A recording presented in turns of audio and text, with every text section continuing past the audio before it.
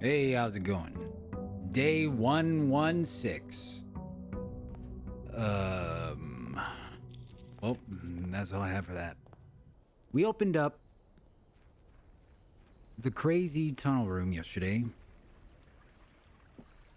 and, was met with a dead end. It's just crazy. It's crazy. Oh my god, Johnson. We have the treasure map. You know what that means? The hell? There's liquid in here, fellas. There wasn't always liquid in here. Hold on, let me grab my notes. We have,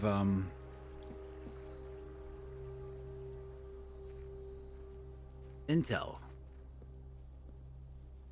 that is required for that room, possibly. We'll just keep it on the back. We'll keep it in the back pocket. Let's just move forward. Stay focused. Let's get some initial drafts in here. I don't know why I'm missing a certain room. I forget what room. But thanks to this conservatory, we can remember.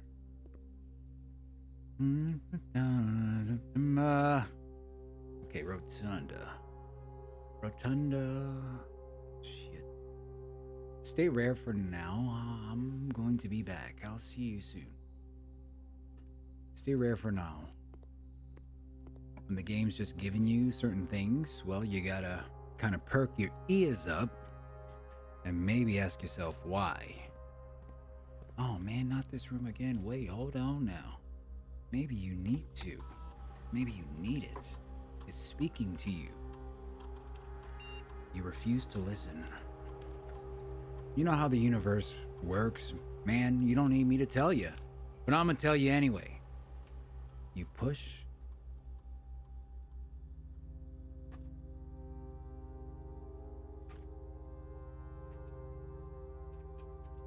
Sorry, it's hard to. You push, it coming. You pull, it going. Right? Duh. I'm gonna skip this part. And we're back. See, this one is weird. Like, am I going to get free? Wait a minute. Would I be able to dig something?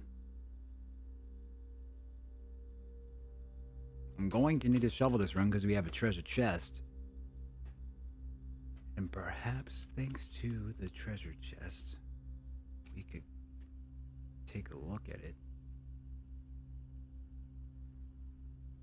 Ooh, that's the garage, ain't it? Ain't that the garage, Franklin?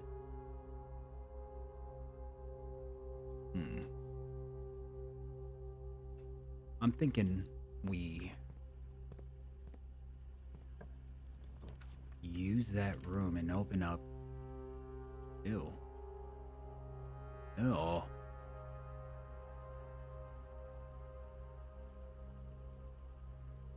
Give me a dead end here then. Freak you.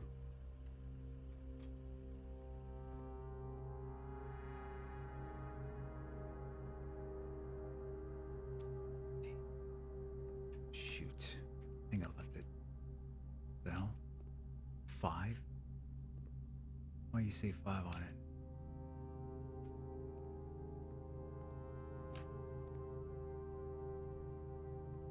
Was that in the middle of saying something?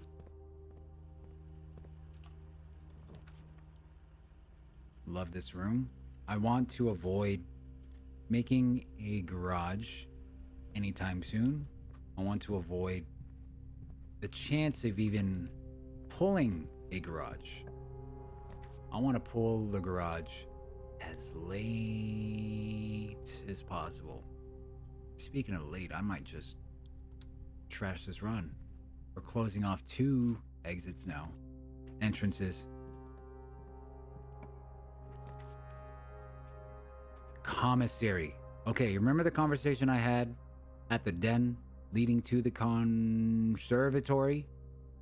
I feel like I accidentally changed the rarity on this because I don't see it often, and I got like 3 in the draft. I got a lot in the draft. There's no excuse why I should be seeing the what was it called? Conservatory.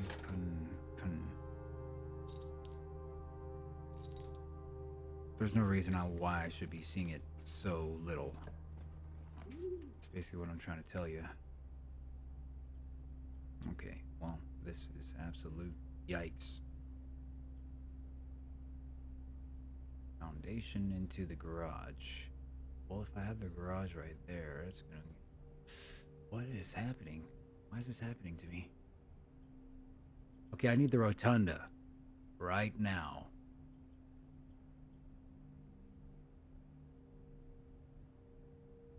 There's absolutely no point. No point. None. Can't even make this room. Whoa, whoa, whoa. Well... Shit.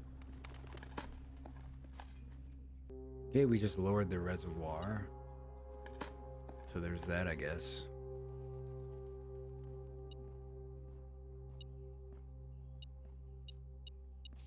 We got some coins. Still haven't done anything whatsoever with this book.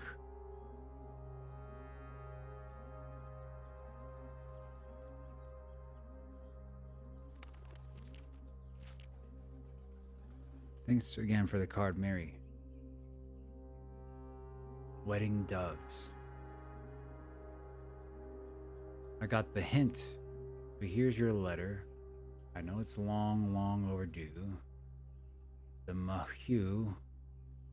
Life suits me, I think. Not that I didn't love Mount Holly, of course, but after years of being confined in a tiny dormitory, the small place Daniel and I have picked out in Reddington feels more like a stately manor. Once we finished unpacking and setting everything up, I'll insist on you making an exception for your reclusive lifestyle to come share a meal and admire our somewhat less impressive but much more personal view from town, of the town, in town, of the town.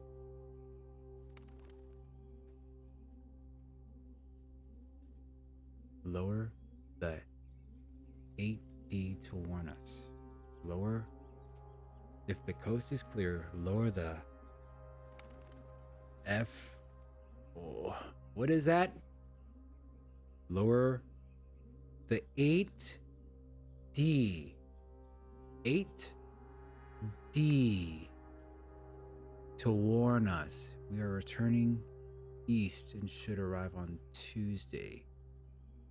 We are returning east. It should arrive on Tuesday.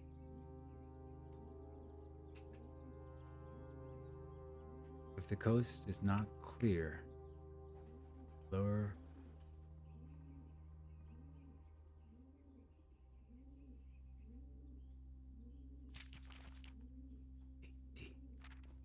lower A B C D. 1, 2, 3, 4, 5, 6, 7, 8. Lower 8D. Does that mean the staff 8D? Lower the staff room 1. Oh, I have Banner of the King. When do I use this? Ah. Rooms of chosen color are more likely to be drawn while drafting today. Oopsies. I shouldn't have chose yet. I forgot I had that. Alright. Meet me on the east. Reservoir lowered. Alright, we're on the east. Let's see what we grab. Ooh, baby. Baby, baby, baby. Alright. Oh, crap. Okay. I need options. Going long, going east. Solarium trophy room. Gems. Out the question. And thanks to the Knight Axe. No tax. Look at them trophies. Beautiful. B-E-A. Beautiful.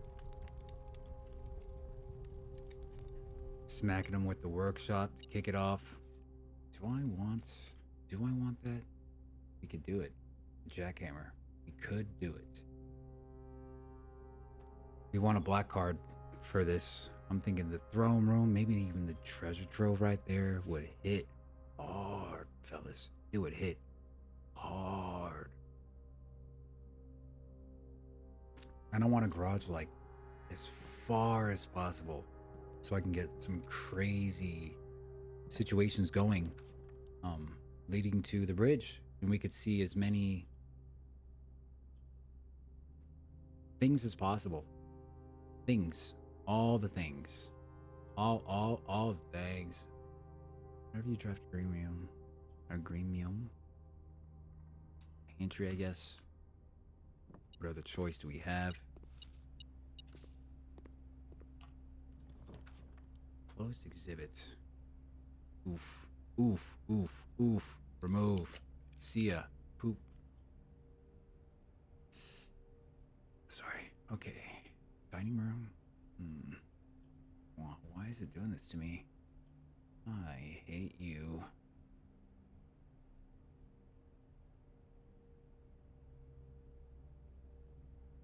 Not you. Okay, we went with the cloister. A very good choice, a very wise choice. Not the riskier choice is what I was going to do. I was finna. But, went with this one. Could have been more rewarding to do later. But here we are. Ooh, Mount Holly gift shop? No, doesn't work. It could work, depending on what I open in the entrance hall. Interesting. Mount Holly gift shop. Entrance hall. Gift shop. No, it... Well, yes, it could work. And an interesting proposal at that.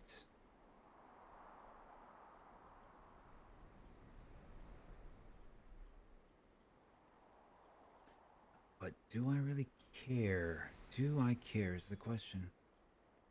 No, let's roll it and get a green room. There it is.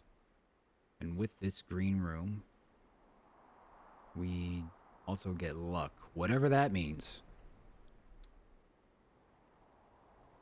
Awesome. I'll take it. Why not? There's our electric eels right there. You gotta love it. Wait. Oh. Mambo number 5. What's inside? Look alive.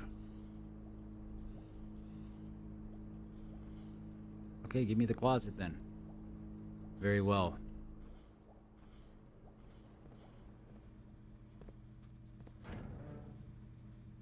Keycard system on, off, on, off. Cabinet. One day. Maybe we'll know. For now, have a nice night. I think I need the green room. We have to test something.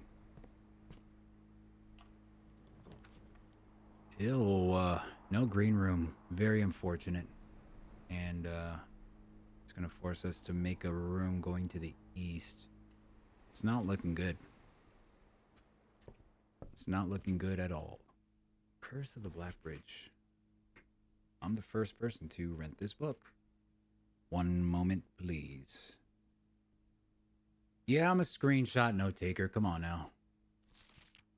Forward.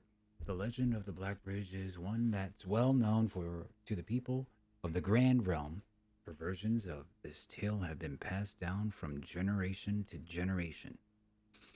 With each new telling, the story has changed, becoming over the years more colorful, more verbose, and as one might expect, increasingly horrifying.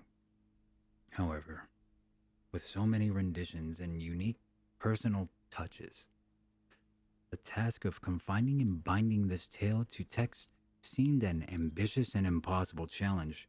Over the course of my research, I have heard dozens of variations, legend, and while the details would often change, I was surprised how much of the story's heart remained the same.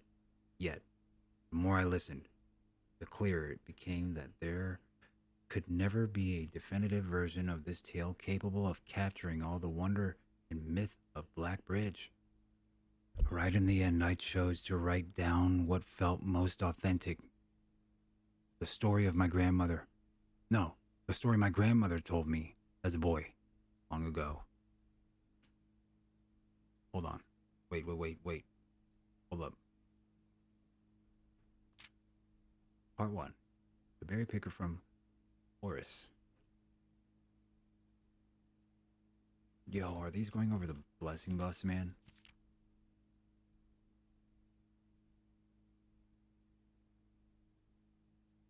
Alright. Hey, nice. It's a lot of words. You know what I mean? Can't wait to read them. Off stream. I don't want to spoil it for you guys, so come on now.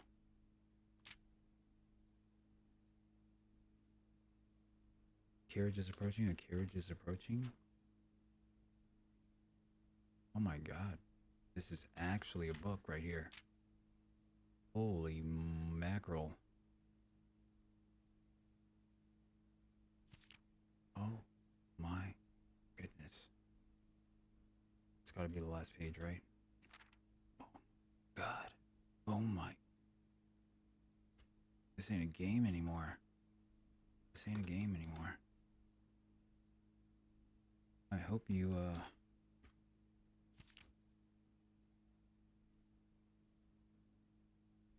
oops.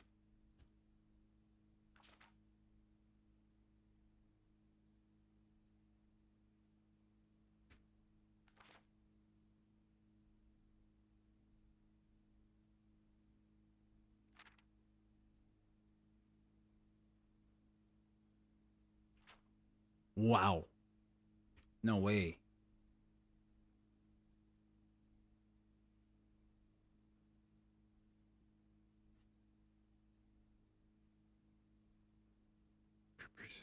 Depraved. So wayward. Wayward.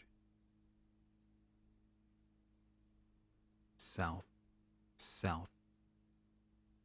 I would guess south. South. So wayward. WAWA. YRD. The Unholy Hounds. I feel like if you put this in a specific room, the doggy room, something, there's something there. Feral outlaws compose a society. He's worse than times. For each crime. Worse, and for each crime that fearful travelers credited a group of a dozen more lay claim. Each worse than the last. For the gentry, however, companions, no crime could measure more wicked than a group's primary enterprise, high road robbery.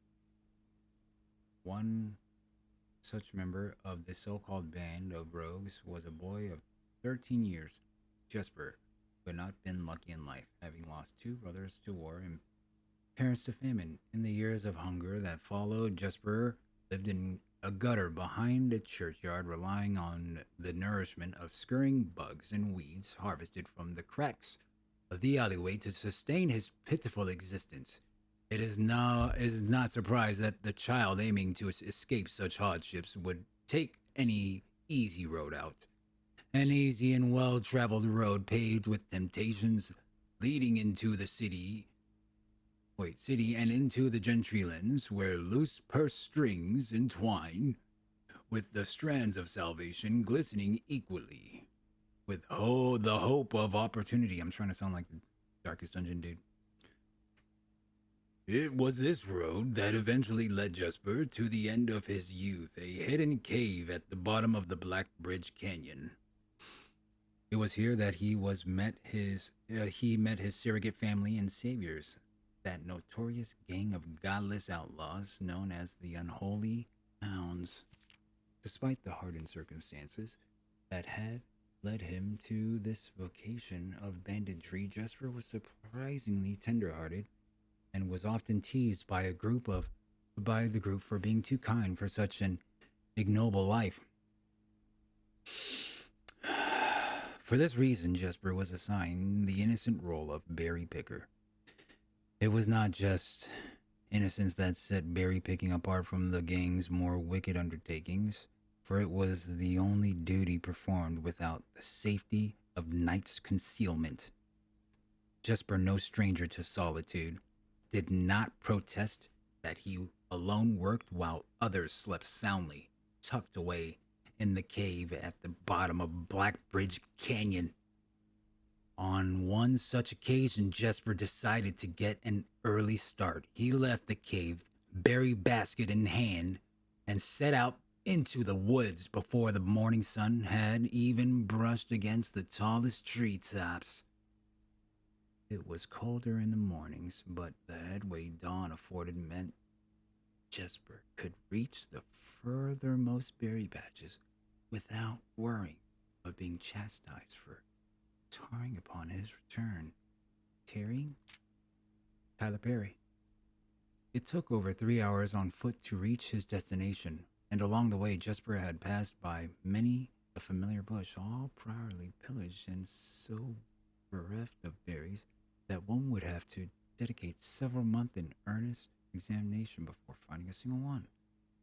Jesper was patient, but even patience has its limits. He was confident that, even accounting for the time lost to this long stretch of travel, his efforts would be well worth the pains. Surveying the patches in this new grove surprised even Jesper. The red dots suspended among the leaves seemed as numerous as stars in the skies. Upon seeing such a bounteous sight, he clutched his berry basket tightly and nearly toppled out overjoyed. Once he had regained his senses, Jesper quickly made a decision. He would not reveal the location of this newfound treasure. Instead, he would earn the respect of his confederates, who, upon seeing his yield, might attribute the success to hard work. Smiling at his plan, Jesper set off to fill his basket and was making steady strides in this task when the sound of thundering hooves interrupted him.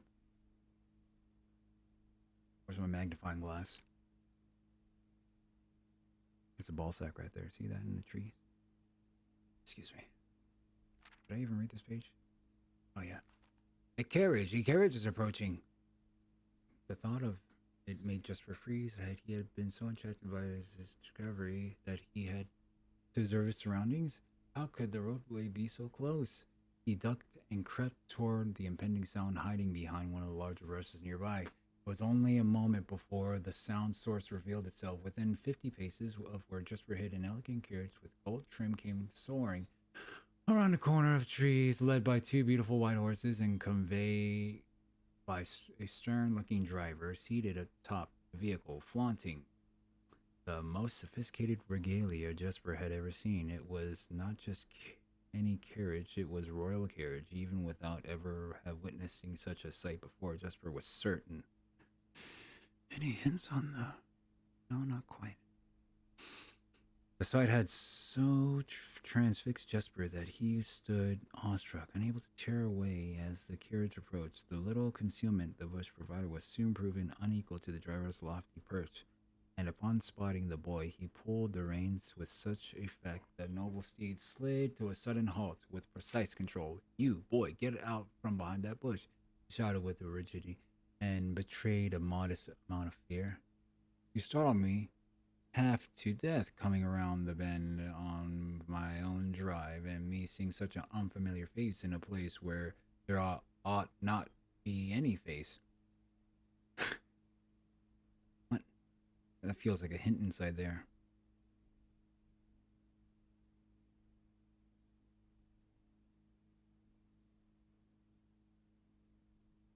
Berries. Garage. Bend. Berries. Huh. Where there ought not to be any face.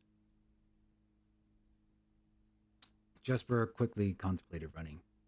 The man was much older, and his dress was suitable for courtly behavior, not dashing through the bramble and mud. I was picking berries.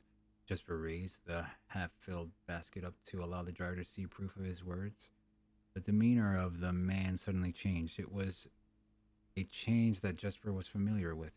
He had many times seen the same stern expression on the most fiendish bandits melt away when presented with a berry basket. Aw, any suspicions that the driver might have had instantly evaporated, or even the notion of a member of the unholy hounds picking berries seemed farcical.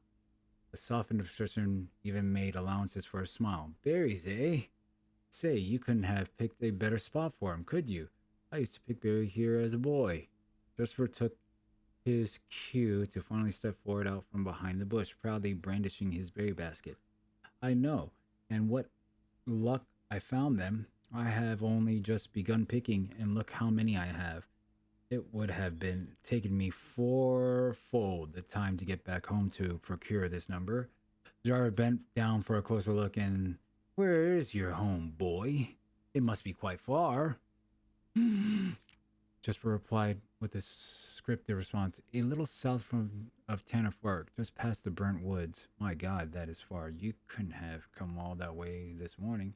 It was true. Tanner Fork was the exact opposite direction Jesper had traveled, and while that response would seem perfectly reasonable in a location closer to Black Bridge Canyon, he could see why it might seem less believable here. Sir, I've traveled much farther for much less profit. I dare say there is no distance yet made by a man that would not be worth undertaking for a prize such as these. Surely you have tasted them yourself. I felt happier with this response as it seemed to amplify the man's smile. In my youth, often, perhaps I took it for granted because I never had to travel very far, and even then, my father would always drive us here in our carriage. So I'm ashamed I never had to walk such a stretch to earn an equal reward. It was Jester's time to smile. Then let my efforts reward us both today. He raised the basket even higher.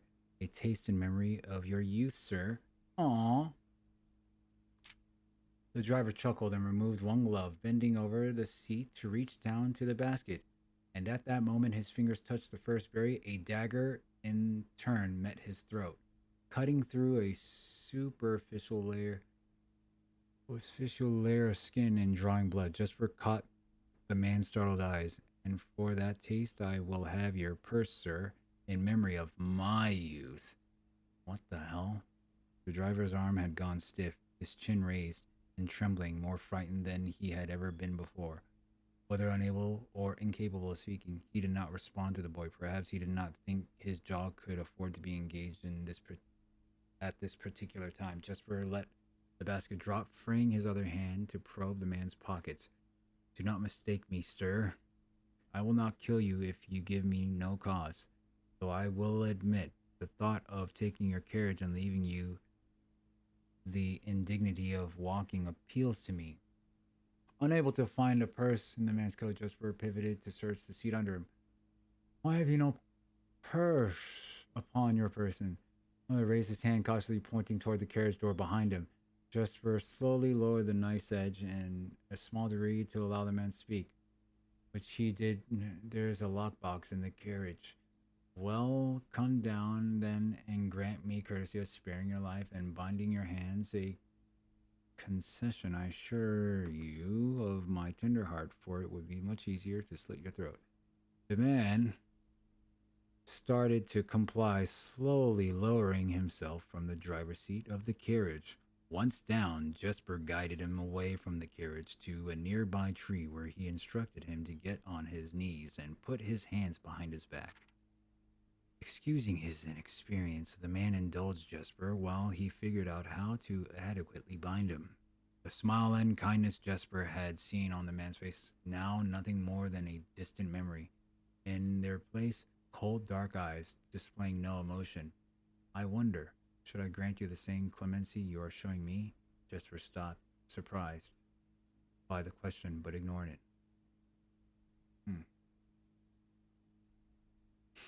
Secured the final bindings, and hastily returned to the carriage.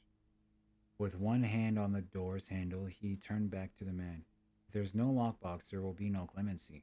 Inside the carriage was surprisingly dusty and unswept in stark contrast to the elegant and polished golden facade of the exterior. It had apparently been many years since a passenger had enjoyed passage in this vehicle. This all but confirmed what Jesper had suspected. The driver of this carriage was not a revered servant in the employ of some greater master. Any curiosity that this observation might have further produced was quickly abandoned upon seeing what rested under the carriage's back seat, a large wooden box. Despite its hefty appearance, the box was surprisingly easy to handle. Within a few minutes, Jesper had dislodged it from its hold and carried it out into the sunlight. Inspecting the box carefully, two observations were made. Totemic symbols found carved all four sides of the box hinted that the box was very old and likely not created by Urandian hands. It reminded him of artifacts from the old world and was presumably crafted in one of the ancient realms. Oh. Secondly, the box was secured by a rusted yet robust padlock and would not open easily without a key. Jesper looked over to see the driver quietly observing from his indentured position. Do you perhaps have a key you could provide me to open this box?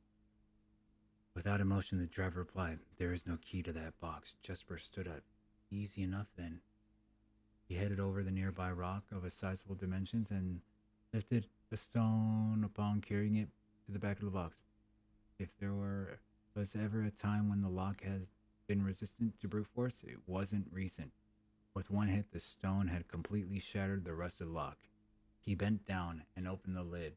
Inside was an effigy, a crude figure, chiseled from stone. Without too much deliberation, Jesper bent down and picked it up, somewhat surprised how heavy it seemed, given how light the box had felt. Having expected to find something more akin to gold or gems, he looked questioningly to the man, hoping to find an explanation. The driver's smile had once again returned. You are cursed, boy, for deadly is the stone you have opened, that which you never been opened, that which should never be opened, and you are cursed. Jesper carried the effigy over to the man and shoved it in front of his face. What is it? That's one. Feeling his disappointment rising to anger, now Jesper tightened his grip on the effigy.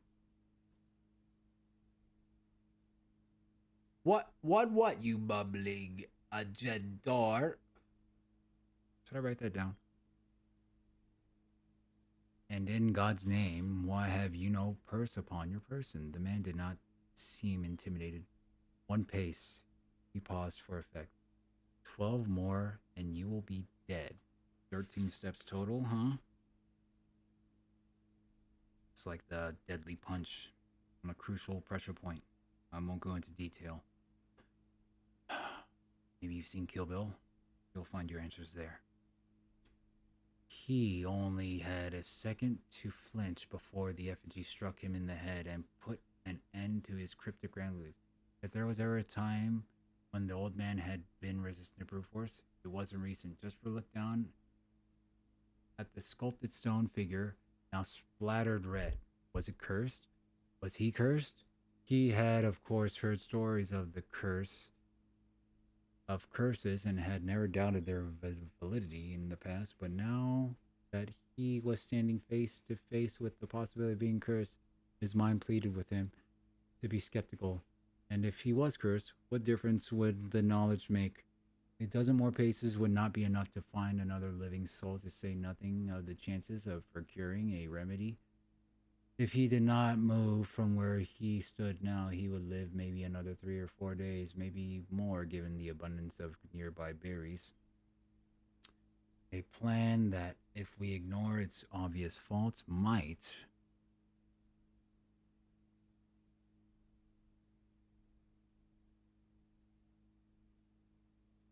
provide additional opportunities to help to come along the way, but what good would that do to be discovered here? Beside a body, stolen goods in hand, bloated from berries and raving about a curse that very well could not be real. No, it would most certainly be better to face one's fate now. Take a dozen paces and see if life goes on. But Jesper found his legs unable to make that first step. His mind was unable to convince his limb to waste away 1/12 of his life in a single motion. Feeling desperation sink in, he hopelessly looked about him for a solution. And if by some stroke of luck the gods had heard his plea, a miracle materialized before him as he found himself suddenly at the end of a fairy tale. Two white horses of the carriage of a golden trim were beside him. The answer to his immediate prayers, he laughed at his fortune and calculated the short number of paces back to the road. 4, perhaps only 3 if he jumped. He made a quick survey to see if there was anything he wished to grab before taking the plunge. He thought about removing the driver's fancy coat, and as that it appeared to be some value, but the additional risk of undertaking such a task too great to chance. And so, after a profound breath, he took his second, third, fourth steps, though they were quite large. Seated now behind the horses, he reached for the reins and suddenly realized he was still gripping the effigy. If the curse was real, then it would most certainly be better left here. If, on the other hand, the story was fictitious, there might be some appraisal that could be made of the figure. It was, after all, found within a lockbox, whose typical function oft secures objects of value. Having witnessed firsthand the horrors of destitution, Jesper found his mind equally reluctant to allow his hand to let go. If it is cursed, I die. If not today, then tomorrow. And if I die, what care have I? And with that statement said out loud to the horses, seemingly, Jesper took upon the reins with confidence. Part 2. Below the Black Bridge. Miller awoke to some light nudging from a familiar foot. Only one person would have the cheek to awaken her in such ill-mannered fashion. Shaking the sleep from her eyes, she glared up at him in the darkness, but did not say a word. He nudged her again, teasingly, then stepped back into the dim. After taking a moment for her eyes to adjust to the darkness of the cave, Miller remembered she was on a third watch today, quietly collecting her things, in which Miller turned as she left, waving her young friend, who was more than likely already asleep. She crept through the cavern's main passage, careful to not wake the sleeping bandits around her. Like a hero in a book, she often mused. Quietly, she grabbed a bow from the haphazardly formed pile of weapons, shaking the accompanying quiver in the darkness to assess how many arrows it held. She then walked toward the sun-drenched mouth of the caverns, ready to start her shift. Above her, in one of the few trees found in the canyon, Miller could see that Ravia was already posted. She waved, and Ravia waved back. Calling out to each other was strictly forbidden. Anything louder than a gesture in the canyon was forbidden. When Miller reached the tree, Ravia lowered a braided rope and pointed to the ground behind her. Miller turned, following the finger, and saw a pail of water resting beside a nearby log. She returned back to Ravia, nodded, and secured the pail to the rope. The pail went up first, and in turn, Miller followed. Ravia reached across to grab the water. Miller leaned back to give her space. There was not much room for maneuvering in this tree post, a necessary concession for the concealment the outpost demanded. Ravia tilted the pail up to her mouth dramatically, illustrating how thirsty she had been. Miller laughed silently. as the water poured out, splashing onto Ravia's face. It was a bit too daring and noisy of a joke, and had the others been around, they would have certainly been scolded for the unwarranted sound. But Miller appreciated the efforts Ravia took to verbalize the silence of the morning. They had been on the third watch together for over a month, and during that speechless time, their friendship had grown into something special. Affection was unsurprisingly scarce among the unholy hounds, as she had felt camaraderie before, of course, but intimacy, never. From their elevated vantage, the girls could see both the concealed entrance of the cavern as well as a clear view of the bridge that spanned across the canyon. Black Bridge was the link between the Gentry lands and the northern mountains, the overpass that connected Oris and Reddington.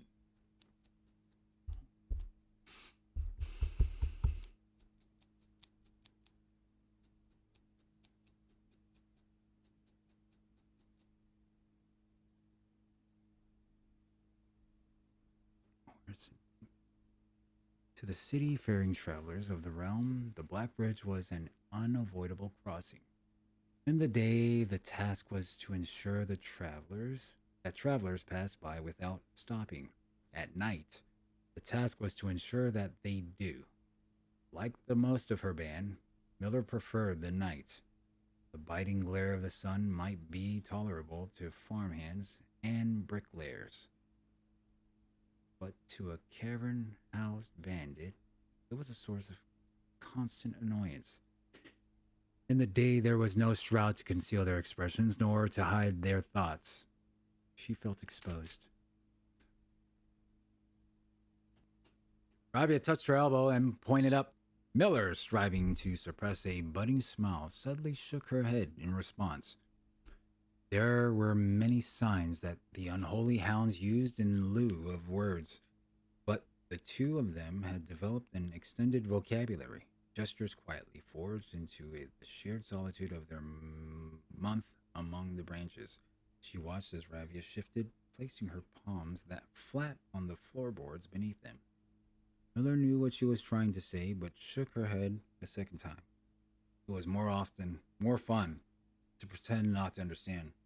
Ravia rolled her eyes and turned away, looking back to the canyon, squinting through the leaves, and the two girls held still, watching and listening. It was not long until Miller, too, heard sounds of approach. Ravia held up two bent fingers, and a few moments later, two men emerged from the bridge's southern end. They were dressed in a familiar uniform, long gray coats with black facings, white waistcoats, and black tricorn black guard. Although not an everyday occurrence, their presence of the Black Bridge wasn't an unusual sight. It typically indicated an important traveler's impending message across the Black Bridge, or across the bridge, information that the girls would promptly relay to their leaders as soon as the coast was clear. But this report, while exciting, was rarely acted upon. In Miller's 5 years of unholy hounds, she had never once seen a carriage taken in open daylight when the Black Guard was nearby. The man had nearly reached the Black Bridge's north end when Miller heard the horses, faintly at first but growing louder. With each passing moment, Rafia's eyes met Miller's. The same concern mirrored each other's expression. This did not sound like a typical carriage cautiously approaching the bridge to cross. Instead of a familiar crunch of the high road's gavel, they heard the harsh clattering of hoofbeats against stone. Both girls quickly redirected their attention downwards, looking through the foliage. The sounds were not coming from the high road, but from the canyon itself. The horses were coming from below the bridge. In an instant, Miller's had knocked an arrow and drawn her bow. Go! Raphael was gone before the whisper had even left Miller's mouth. The young scout was already sliding down the bank below, racing toward the cave. There was no road that ran below the canyon. There was no reason for numerous horses to be approaching their cave. There was only one reasonable conclusion.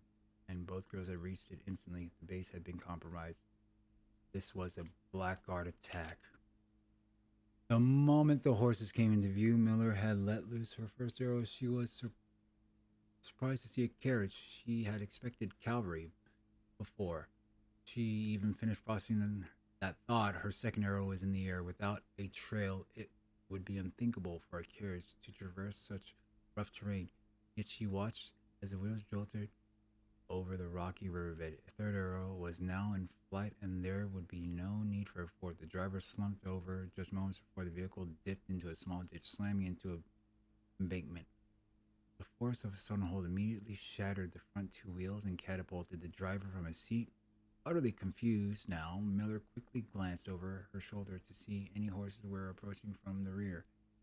Down in the canyon, the entire horde of unholy hounds came spilling forth from the earth of hell itself, suddenly sprung open. The group seemed even more bewildered than Miller, half asleep and tripping over one another in a desperate attempt to engage an unseen enemy in combat. Miller could see Ravia among their number, the only one looking up at her. Her expression was chilling. There would be no need for a silent gesture to convey what they both now realized: they had made a mistake. The gang's chieftain, Geoffrey Heartslasher, led the others cautiously, approaching the crashed carriage like a suspicious fox would near the baited trap. There were no words exchanged as the group crept forward. In customary silence, a dozen or so paces in front of the wreckage lay the far flung driver, an arrow protruding from his broken body, and beside him a blood stained effigy carved from stone. Whoa. Miller was inconsolable. Chester had always been her favorite. He had always shadowed her in the night, clinging to the hems of her every move, the way a child tails behind an older sibling. Tender-hearted, she had always called him, though deep down she had known that wasn't quite true. His appearance of gentleness concealed a raw, resilient durability that emerged in the most perilous of situations. He had been a flower among the nettles of this cave, but he still had thorns, honed by a grim past and 100 hands of misfortune.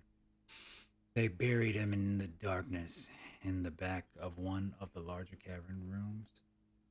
He was interred with a berry basket and a silk handkerchief that had treasured the mysterious effigy they had found beside him, served as a distinguished gravestone, a marker that stood out as somewhat special among the rows of similar swords marking neighboring plots. No one spoke, not even whispers. There was nothing to say. Miller awoke the next day to a thunderous shaking and rattling of the earth, a cry from a playful nudging of the previous day. She had strained to adjust her eyes, but the choking sting of stirred up dust caused her to flinch. Panic was also in the air. The sounds of scurry footsteps and clattered feet filled the space around her, but even in alarm, the silence was louder. What was that sound so strange? Miller closed her eyes tight and used her feet to guide her along the passage. The whispers around her were getting louder and intense. Voices could be heard ahead, louder speech than she had ever spoken in the canyon. A growing dread grew as Miller approached the mouth of the cave, her eyes now open wide despite the dust. Shouldn't it be day? Miller felt a hand in the darkness pulling at her. It was Ravia.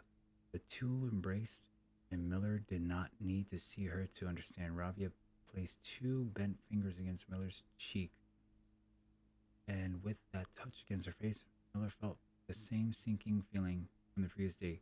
Two bent fingers confirmed what Miller had suspected. The girls had forgotten to relay one critical piece of information to the others. An hour or so later, the screams began, blood curdling cries of hope, desperation.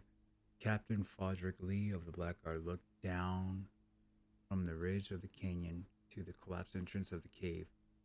Ah, he grinned. Now they speak.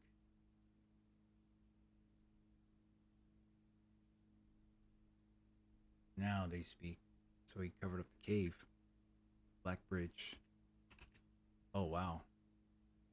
Did I? I don't remember taking this picture. Part 2. Ah, yes. Okay.